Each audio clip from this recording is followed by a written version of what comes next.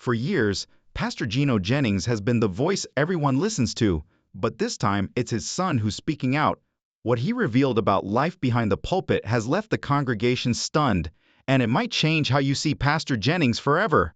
For years, Pastor Gino Jennings' voice has echoed through packed halls and glowing screens, a voice of conviction, power, and fire.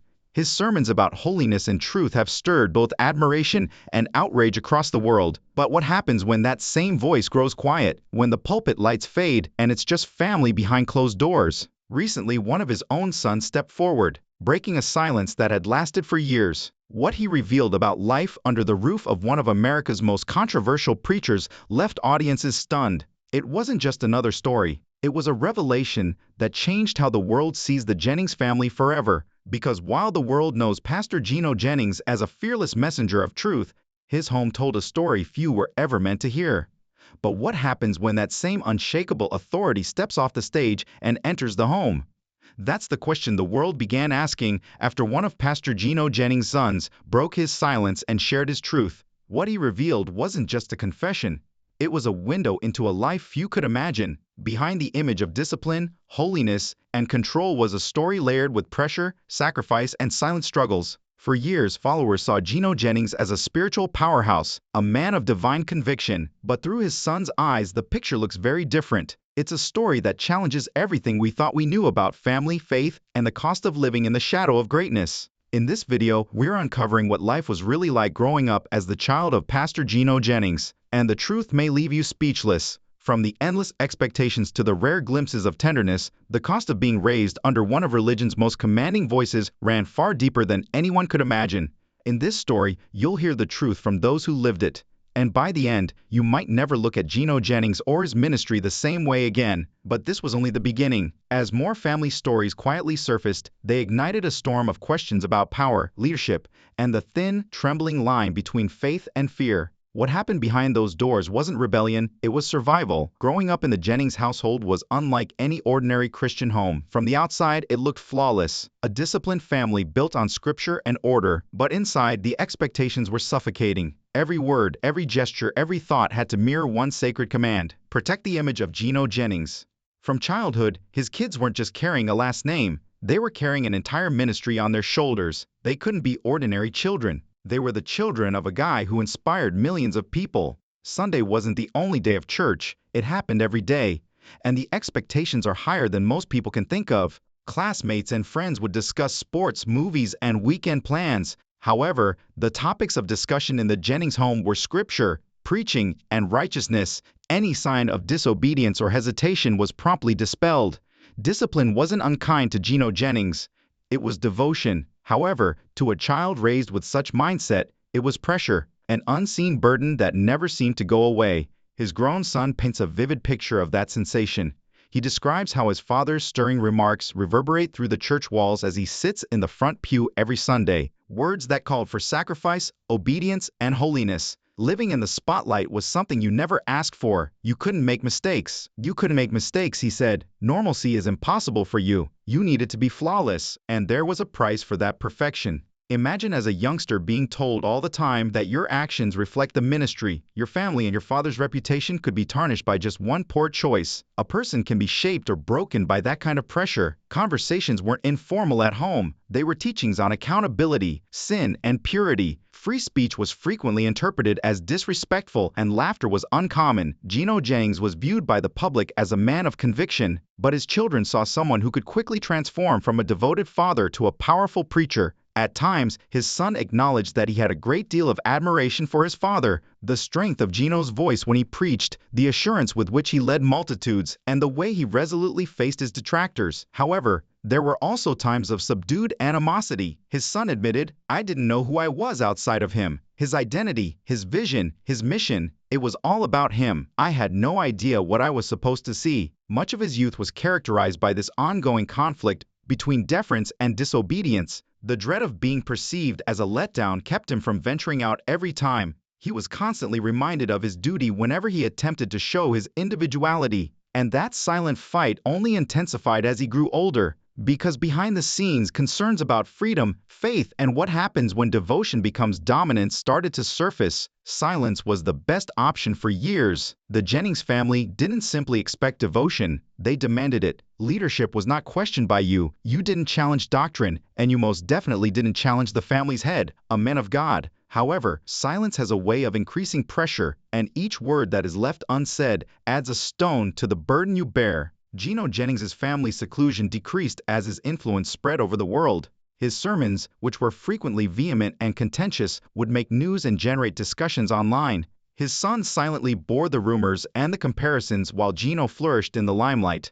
At church, people would grin and remark, "You're just like your father." However, he wasn't. He struggled on the inside to meet a standard he never set for himself. He started to see the little fissures. There were times when trust was more like terror. On some days, he wanted to know why everything had to be so rigid, why grace appeared conditional, and why love felt like it was dependent on compliance. However, such inquiries were nonetheless sealed off, because challenging authority was viewed as rebellion in that household, and rebellion was equated with sin. Years of emotional exhaustion, lengthy sermons at home, and the pressure to lead, pray, and serve while repressing his own misgivings all contributed to the gradual breaking point. One evening after a service, he remembers sitting by himself and gazing at the platform where his father had once delivered a sermon on openness and truth. His words, "It hit me, if we were concealing so much suffering, how could we teach the truth?" There were silent, tension-filled nights behind the well-rehearsed sermons and precisely timed passages. At times, his mother would act as a mediator, attempting to strike a balance between the stern authority of a preacher and the sensitive feelings of a kid who merely wanted to be noticed. Gino's fervor for morality occasionally came out as harsh, and love frequently felt like correction to his kids. That internal struggle reached a breaking point as his son grew older. He desired to discover his own voice, one that was distinct from Gino Jennings' shadow, the church, and dogma.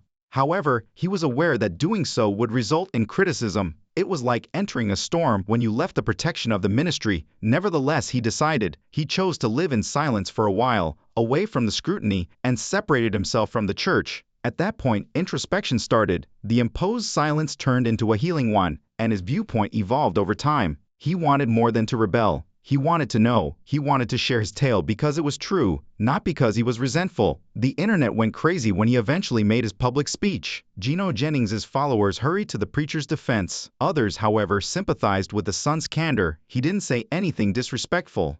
They were unpolished. When he said, "I love my father," however, love cannot make pain go away. I discovered that holiness is not about being afraid.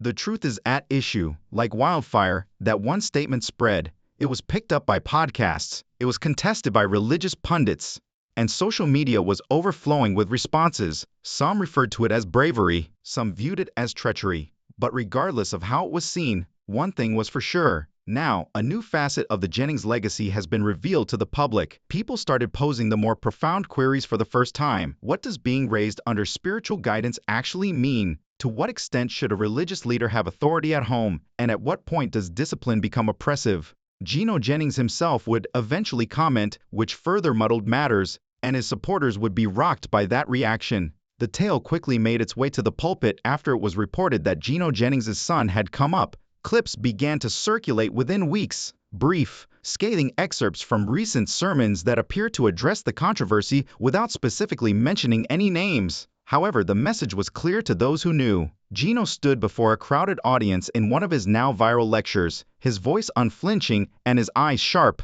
The audience exploded in cheers as he said, "When you're chosen by God, the devil will use anyone, even family, to try to silence the truth." This was spiritual warfare to his disciples, it was diversion to his detractors, but it was personal to his son. Two universes colliding was depicted in that instant, the private father tending to a wound that had been swollen for years, and the public preacher defending his vocation. The boundaries between family and religion started to become hazy. Advocates intensified their attacks, accusing Gino of being betrayed. "He's being attacked for preaching holiness," a churchgoer wrote on the internet. Others weren't as sure. Another person said, "Why can't he acknowledge his son's pain if truth is truth?" The Jennings family apparently went into a period of silence behind the scenes. Only sermons that seemed to contain subliminal messages, no interviews, no formal declarations. He spoke more and more about loyalty, submission, and the perils of revolt week after week. It sounded to many like a father preaching while in anguish. This is when the tale becomes more complex, because the pulpit has always been Gino Jennings' battleground. He has never shied away from conflict in his sermons.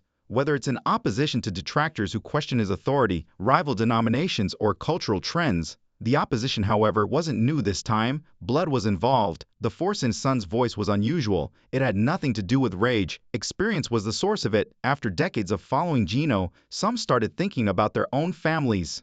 Some drew comparisons between kids who adore their parents but fall short of their unrealistic expectations. Others witnessed bravery, a young guy who refused to be defined by his silence. Scandal started to give way to something more profound in the public discourse, a discussion about discipline, the cost of perfection, and faith across generations. However, Gino's reaction went beyond sentimentality. It was calculated. He discussed endurance in a subsequent speech, emphasizing that genuine Christians are put to the test by hardship rather than by ease. Many saw it as a reminder and a warning, even if he did not name his son. He believed that the ministry was holy and that defending it required being strong, even at the expense of his closest friends and family. Reconciliation attempts occurred in private, according to those with knowledge of the issue. Phone conversations that ended poorly. Letters were sent and never returned. A profound rift that faith by itself was unable to quickly heal. For the son, it was about being honest and ending the long-standing silence that had prevented him from being seen. Maintaining the structure of a spiritual home he had constructed from the ground up was important to the father.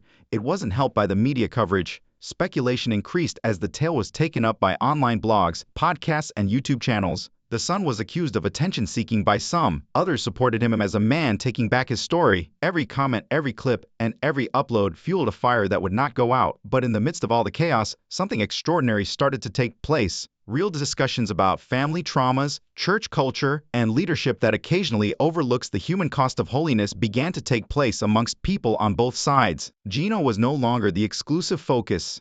It was about every child of a preacher who has ever felt invisible. Gino continued to preach in the middle of it all. Thousands of people continued to attend his sermons. He remained steadfast in his belief. Even his most devoted fans, however, could detect a shift, a little heaviness in his voice, a hesitation before some phrases. The man who had always talked so confidently seemed to be carrying a silent shadow of introspection. Regardless of who misinterpreted him, he felt he was carrying out God's purpose, even though he never again addressed the issue explicitly. His kid, however, received a different message. Truth should never be silenced by faith. Two men who stood firmly on opposing sides of the same conviction, separated by belief and tied by blood. Something unexpected rekindled the issue just when it appeared to be dying down, not via social media or the sermon, but straight from the Jennings family's own heart. Gino Jennings' son sat down for what would turn out to be one of the most talked about interviews in the Christian world, months after the first wave of protests. For the first time, he spoke freely, painfully honestly, and not in rage. His remarks were serene, introspective, and brimming with the kind of reality that only results from years of silence coming to an end. He started by clarifying that he wasn't motivated by retaliation when he decided to come up. "I wasn't trying to destroy my father," he stated. "I just wanted to live without pretending anymore." The Jennings name had been associated with power, strength, and togetherness for years, so that statement alone caused a stir on the internet. Now, however, there were rumors of cracks that had been meticulously concealed from the public. He talked about his early years in the interview, not to embarrass others but to illuminate what it's really like to grow up in the presence of a godly guy. He explained his father's dual nature, as a strict preacher who demanded unquestioning devotion, and a kind man who taught him discipline and the Bible. He acknowledged that there were moments when I wanted to give him a hug, but I wasn't sure whether it was okay. Something resonated with that line. People's reactions on social media were emotional.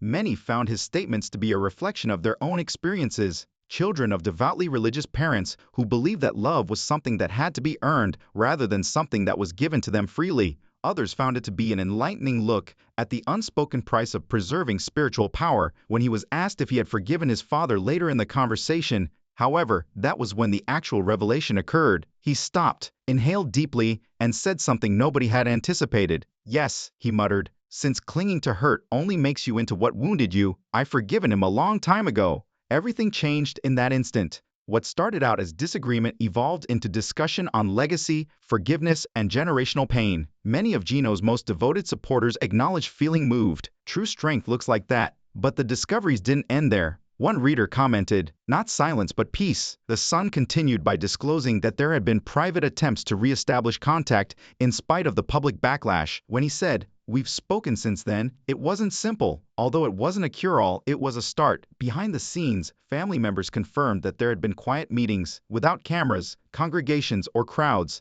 Just family conversations where apologies were made, not in sermons but in tears. For the first time, however, we spoke as two men, not preacher and son. Outside of that private circle, however, the world continued to watch, and news outlets started publishing new stories. Commentators argued whether Gino Jennings' ministry could ever be viewed in the same way again, arguing that it humanized him and that even powerful men have family issues. Although Gino didn't directly address the interview or criticize his son, those close to him noticed subtle changes in him as his sermons started to include more references to grace, understanding, and the importance of love in leadership, all of which were crucial for a man once defined by unshakable conviction. Others said it exposed the danger of combining spiritual authority with parental control. It was evident from those small changes that something had changed, or at least softened, inside him. Perhaps it was the understanding that no sermon could erase the pain of a misinterpreted childhood, or perhaps it was the silent acceptance that even men of God have to face their humanity. This realization not only reshaped the Jennings family, but it also helped many others who had previously felt silenced by faith. What started as one family's fracture turned into a movement toward honesty and healing.